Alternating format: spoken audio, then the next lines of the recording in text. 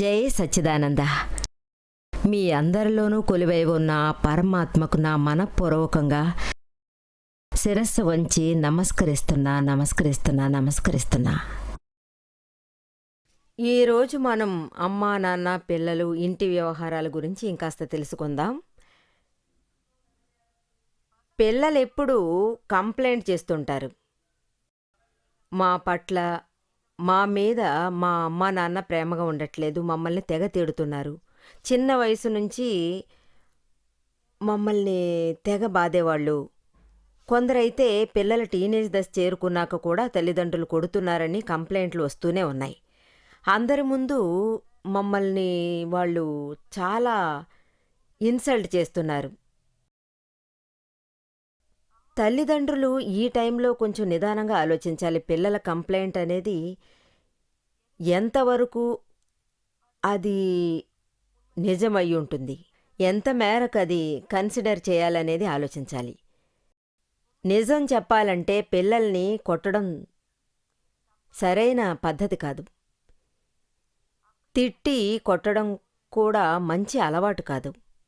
మీరు ఎవరినైనా కొట్టి చూడండి, మీకు వెంటనే మీ గతం గుర్తుకొస్తుంది. చిన్నతనంలో మీ అమ్మ కానీ నాన్న కానీ లేదా అంకుల్ కానీ చెయ్యి చేసుకుంటే అది ఎంత బాధగా ఫీల్ అయి ఉంటారు మీరు. ఈ మేరకు వాళ్ళు కూడా మనసులో నొచ్చుకుంటారు.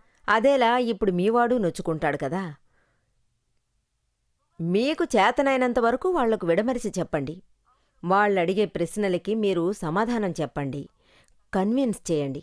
ఈ కాలం పిల్లలు మీ చేతిలో తన్నులు తింటే వాళ్ళు చేతులు ముడుచుకుని మూలను కూర్చోరు.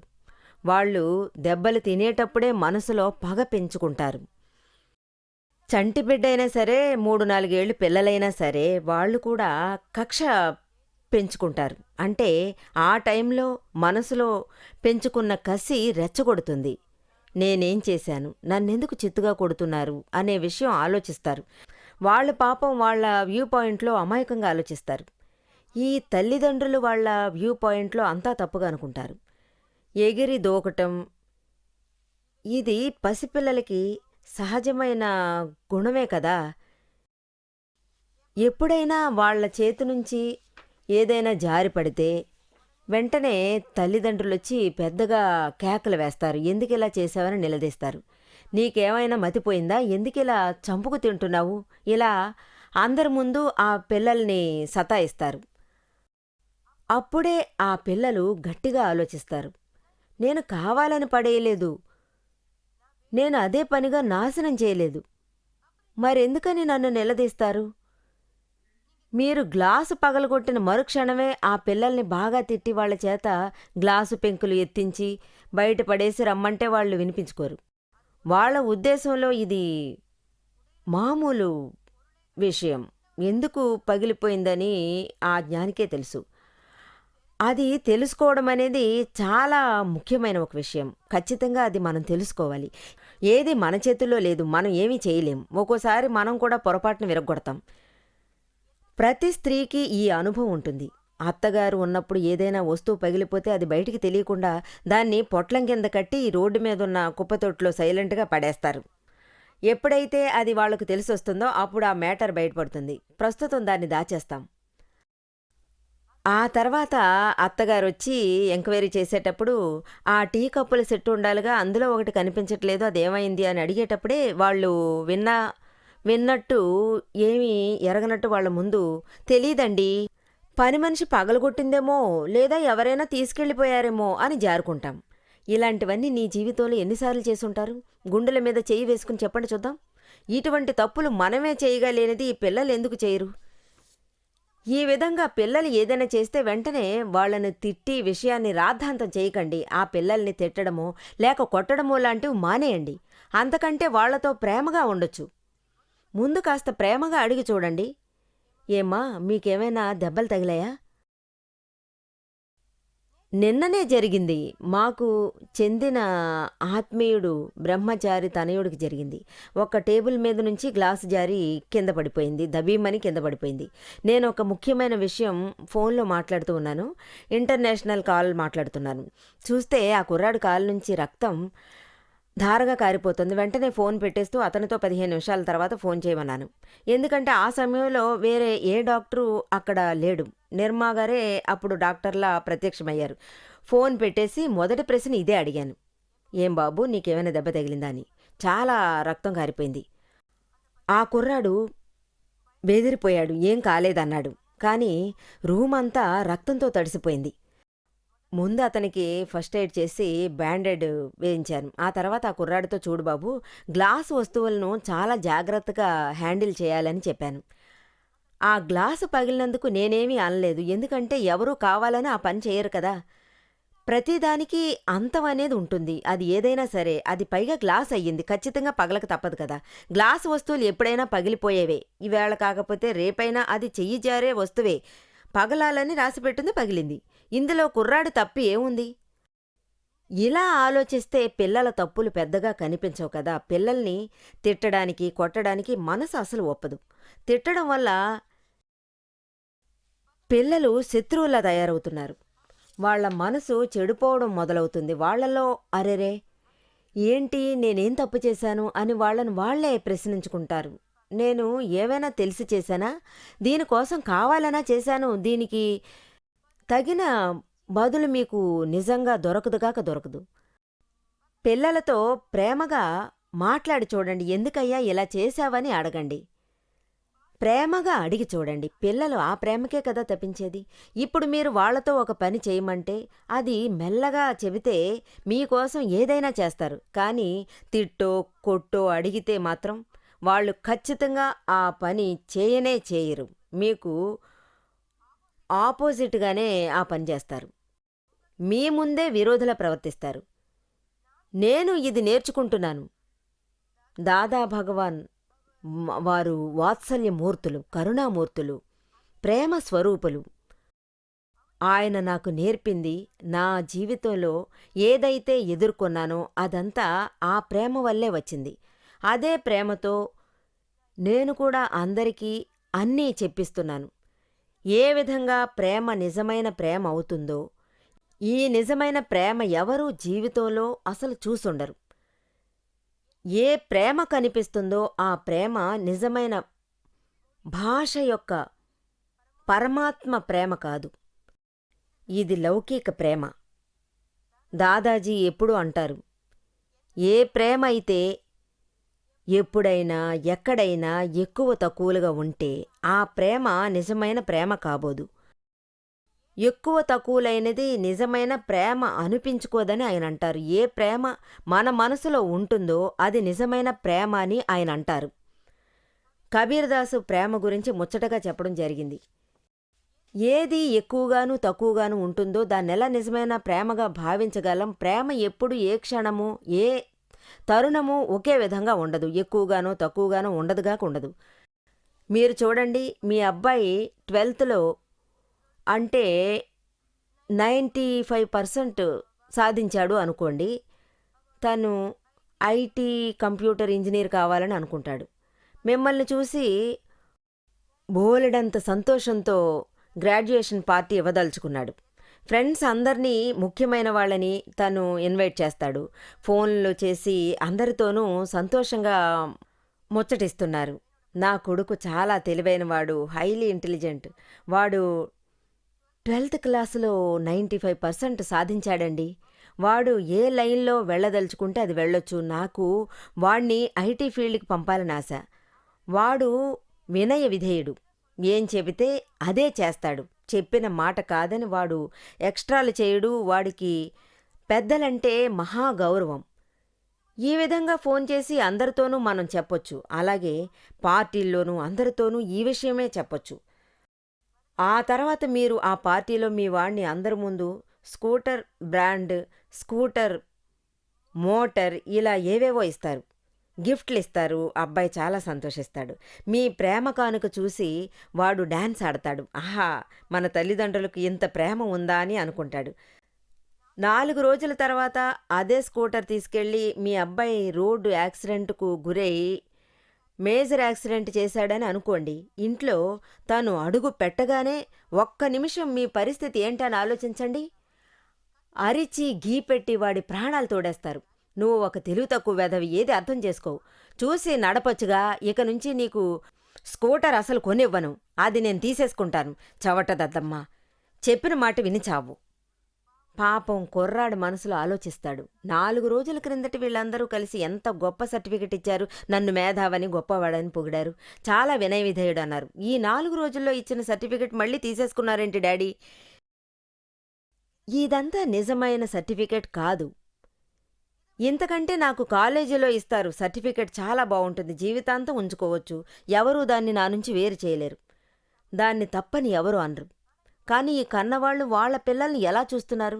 ఎన్నిసార్లు, ఒక్క రోజుకి ఎన్నిసార్లు మీరు మంచివి మాట్లాడతారు, అలాగే చెడ్డవి మాట్లాడతారు. ఇది పిల్లల మనసును ఎంతలా కలచేస్తుంది. వాళ్ళని ఇలా తిట్టడం అంటే నువ్వు మూర్ఖుడివి, పనికిమాలిన వెధవ్వి, చీటికి మాటికి తిట్టిపోస్తున్నారనుకోండి. దాని పర్యవసానం ఎలా ఉంటుందని నేను మీకు చెప్తాను.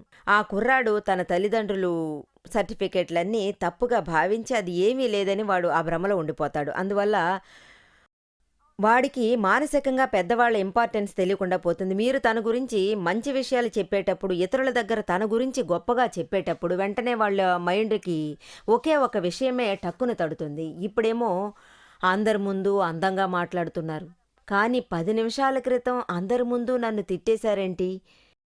ఈ తరం పిల్లలందరూ చాలా హుషారుగా ఉన్నారు. ఇలాంటి అనవసర విషయాలు ఎన్నో మనసును పాడు చేస్తాయి. వాళ్ళు దాన్ని మార్చుకోలేరు. ఎందుకంటే చాలా షార్ప్ మెమరీ. మన రోజుల్లో మనం ఎలా ఉండేవాళ్ళం, ముందు ముద్దాడి తర్వాత తిట్టినా కూడా అన్నిటినీ పర్వాలేదని మనం చాలా సీరియస్గా తీసుకోకుండా సింపుల్గా ఉండిపోయాం. కానీ ఈ రోజుల్లో ఆ పప్పులొడకు. ఈ రోజుల్లో పిల్లల గురించి ఆలోచించండి. పిల్లలు ఏమాత్రం డెవలప్ అయ్యారు, అందువల్ల మనం వెళ్లే దారిలో మనం వెళ్లాల్సి వస్తుంది. ఈ 2 జనరేషనల్ గ్యాప్ చేతనైనంత వరకు మనం ఈ తేడాన్ని తగ్గించడానికి ప్రయత్నించాలి. ఈ అండర్స్టాండింగ్, అవగాహన చాలా ముఖ్యం. ఈ అండర్స్టాండింగ్ ఎంతకెంత ఇద్దరి మధ్య సర్దుబాటు తెస్తుందో, డిస్టెన్స్ తగ్గించేస్తుందో, అంతకంత మనసులో ఉన్న కాన్ఫ్లిక్ట్ అనేది తగ్గిపోతుంది. అప్పుడే ఈ జనరేషన్ గ్యాప్ అనేది తగ్గిపోతుంది.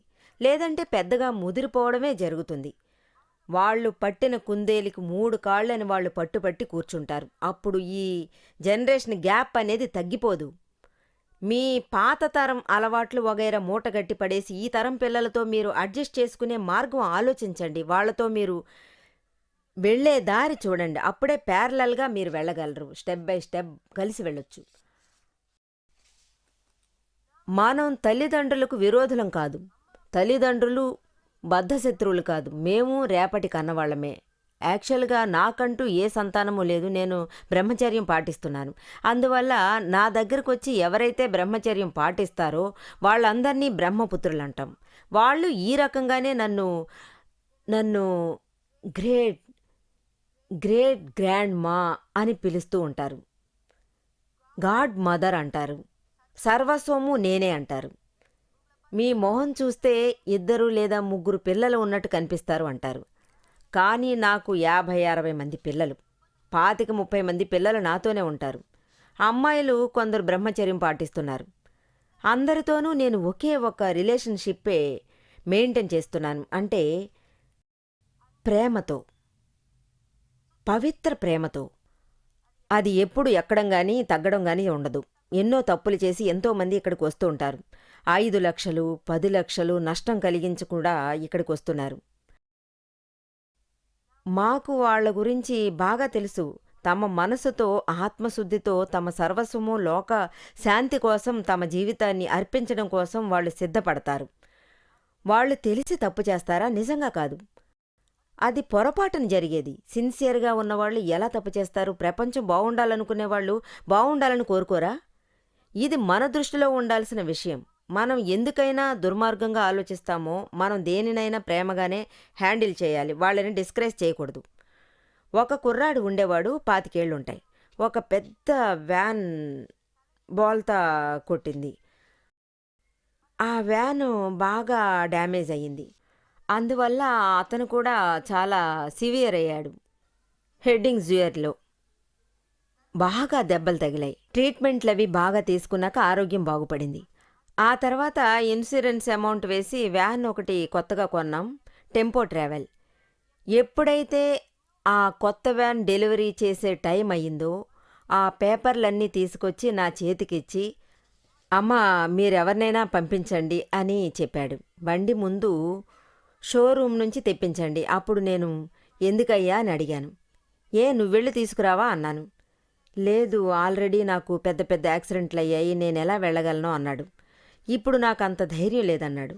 అప్పుడు నేనన్నాను, ఆ రకంగా నువ్వు ఆలోచించకు, ఈ తాళం నువ్వు తీసుకో, నువ్వే వెళ్ళు, నువ్వే డ్రైవ్ చేసి ఇంటికి తీసుకురా, ధైర్యంగా నడుపు. ఈరోజు నువ్వు నడపలేకపోతే ఆ తర్వాత జీవితంలో బండి నడపలేవు అన్నాను.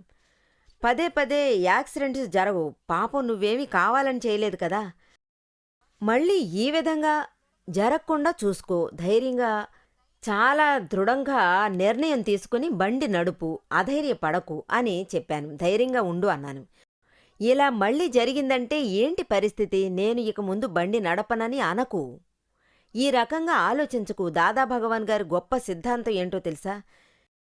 ఎవరు పని చేస్తారో వాళ్ళు తప్పు చేయడానికి ఛాన్స్ ఉంది.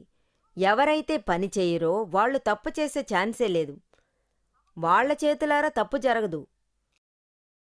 అది నువ్వు ముందు అర్థం చేసుకుని ఆలోచించు. ఎవరి చేతికి మనం పని అప్పగించామో వారి వల్ల తప్పు జరగొచ్చు, జరగకపోవచ్చు. అలా ఉన్నప్పుడు మనం ఎలా తిట్టగలం, ఎలా మనం తప్పు చూడగలం? అది పద్ధతి కాదు.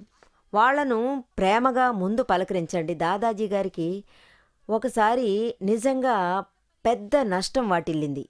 బాగా ఆర్థిక కష్టం వచ్చింది. అతనేమో దాదాజీ గారిని చూడడానికి సిగ్గుపడ్డాడు. ఒక పక్క భయం, ఆయన్ని మనం అసలు ఎలా ఫేస్ చేయగలం అనే ఆలోచన ఆయన మనసులో మెదిలింది. దాదాజీ ఆయన్ని పిలిపించారు. దాదాజీ మనిషి వచ్చాడు. వెంటనే వచ్చి పొండి అన్నారు. అతను ఆయన్ని కలవడానికి వచ్చాడు. అతను భయపడుతూ వచ్చాడు. మిగతా వాళ్ళు ఆయన్ని తీసుకొచ్చి దాదాజీ గారు తిడతారు, ఆయన్ని ఇన్సల్ట్ చేస్తాడు అని అనుకున్నారు. కానీ దాదాజీ గారు ఆయన్ని గుమ్మంలో చూడగానే చాలా ఆప్యాయంగా పలకరించారు. సోదరా లోపలికి రా, కూర్చో. నువ్వెందుకు నా మీద కోపం తెచ్చుకున్నావు? ఎందుకు మాట్లాడడం లేదు? పాపం ఆయన మాట్లాడడానికి కూడా కుదరలేదు. ఆయన గుండె స్పీడ్గా కొట్టుకుంటోంది. ఆయన కళ్ళల్లో నీళ్లు తిరిగాయి. దాదాజీ గారు అన్నారు, నువ్వెందుకు భయపడతావు? నీ మీద ఏ తప్పు లేదు. తప్పు జరగడం సహజమే. పని చేసేటప్పుడు తప్పులు వస్తాయి. నువ్విది మనసులో పెట్టుకోకు. మళ్ళీ నువ్వు ఇదివరకట్లా పనిచేయడానికి తయారైపో, చేయడం ప్రారంభించు. ఎంతో ప్రేమతో ఆత్మీయంగా దాదాజీ అతనితో మాట్లాడారు. అతను చాలా సంతోషించాడు. దిగులనేది ఆయనకి గాల్లో కలిసిపోయింది. అతని గిల్టీనెస్ కూడా పోయింది. ఇతని మాటలతో అతనికి ధైర్యం వచ్చింది. వెళ్ళేటప్పుడు ఇతను బాగా కృషి చేస్తాడు, ఇతని కంటే 10 రెట్లు కృషి చేసి వృద్ధిలోకి రమ్మన్నాడు. అందువల్ల ప్రేమతో పిల్లలను దగ్గరికి తీసుకుని చూడండి. ఆ ప్రేమ ఎలా పనిచేస్తుందో మీరు తెలుసుకుంటారు. ఆ పవర్ మీ మందలింపుతో, కోపంతో చెప్పే విధానం కంటే ప్రేమగా చెప్పి చూడండి, దాని వాల్యూ మీకు బాగా తెలుస్తుంది. ఇదే నా అనుభవం. నేను అందరితో ప్రేమగా ఉంటాను. అందుకే పిల్లలందరూ నిర్మా అని నన్ను పిలుస్తూనే ఉంటారు. ఆవిడ మా మమ్మీ అనడం రిలేటివ్ మమ్మీ, మీరే మా రియల్ మమ్మీ. ఈ భేదం మనసులో ఉంది. నేనిప్పుడు ఏమంటానంటే, పిల్లలందరినీ ఆత్మీయుల్ని పైనుంచి కిందికి దూకడం కంటే 1 సెకండ్ కూడా ఆలోచించకుండా నెక్స్ట్ మినిటే వాళ్ళు కిందికి దూకడానికి తయారవుతారు. ఎందుకంటే వాళ్లకు నా మీద అంత నమ్మకం ఉంది. మన రియల్ మమ్మీ మనల్ని తప్పు చేయమని చెప్పదు. ఏది చెప్పినా అందులో ఒక కారణం ఉంటుంది. ఇటువంటి ఒక విశ్వాసాన్ని మీరు మీ పిల్లల దగ్గర పొందేలా చూడాలి. దీన్ని ఒక మామూలుగా విషయమని కొట్టి పారేయకండి. అది మాత్రమే కాదు, ఇలాంటివి మీ అండర్స్టాండింగ్కి చాలా అవసరం. మీరు మీ పిల్లల సైకాలజీని అర్థం చేసుకుని వాళ్ల దారిలో నడవడమే చాలా మంచిది. అనవసరంగా తిట్టినందువల్ల పనులు జరగవు. అభిమానం చూపిస్తేనే జరుగుతాయి. నిజమైన ప్రేమ అనేది ఎప్పుడూ ఎక్కువ కాదు, ఎప్పుడూ తక్కువ కాదు.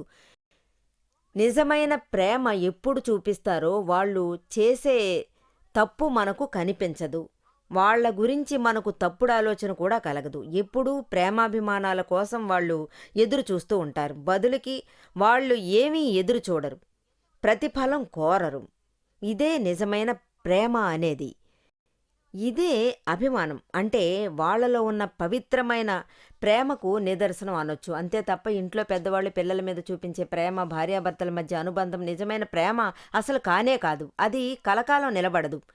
ఎక్కడైతే భక్తి ఉంటుందో, ఎక్కువ తక్కువలు ఉంటాయో, ఎప్పుడైతే మన ముందు ఉన్నవాళ్ళు తప్పుగా కనిపిస్తారో అప్పుడే అది నిజమైన ప్రేమ కాదని తెలుస్తోంది.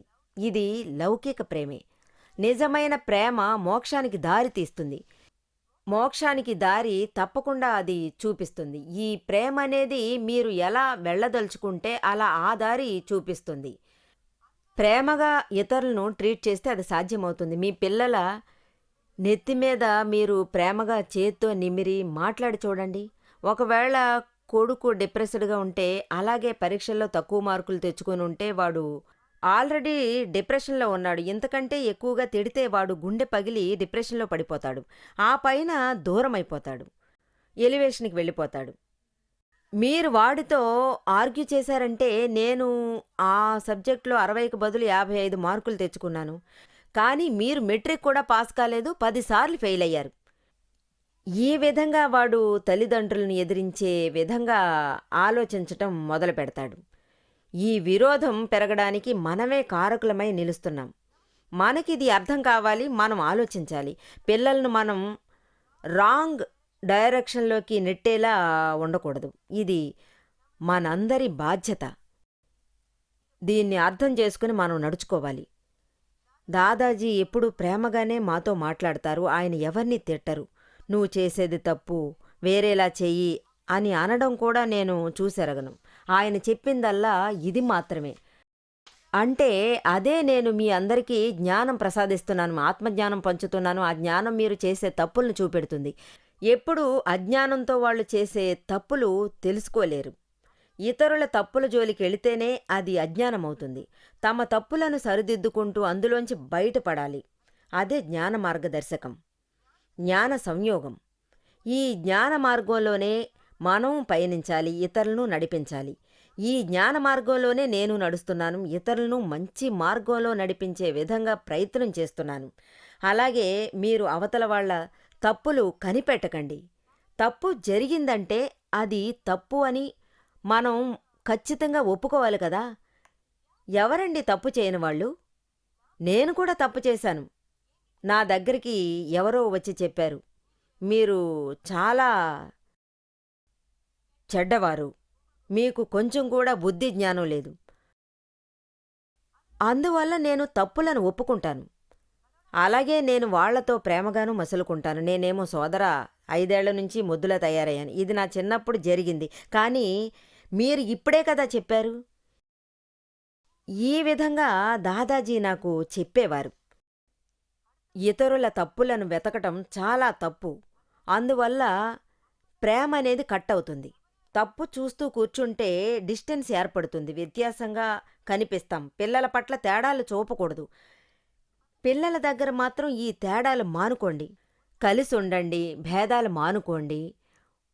వాళ్లకు మీకు డిస్టెన్స్ ఉండకూడదు. మీతోటి అందరూ ఓపెన్గా ఉండాలని కోరుకోండి. తమ చిన్న చిన్న తప్పులు కూడా వాళ్ళు ఓపెన్గా చెప్పొచ్చు. మీ ముందు వాళ్ళు భయపడ్డారంటే వాళ్ళు అది ఓపెన్ చేయరు. మీ తప్పులు కప్పిపుచ్చుతారు, కపట వేషాలు వేస్తారు. అంటే మనం మన వాళ్లను ఈజీగా క్షమిస్తే వాళ్లకు వాళ్లుగా వచ్చి వాళ్ళ తప్పులను ఓపెన్గా చెప్పడం జరుగుతుంది. ఆ తర్వాత వాళ్ళు ఎప్పటికీ ఓపెన్గానే ఉంటారు. వాళ్ళ సత్య మార్గంలో మీరే వాళ్లను తీసుకెళ్లాలని నేను కోరుకుంటున్నాను. జై సచ్చిదానంద.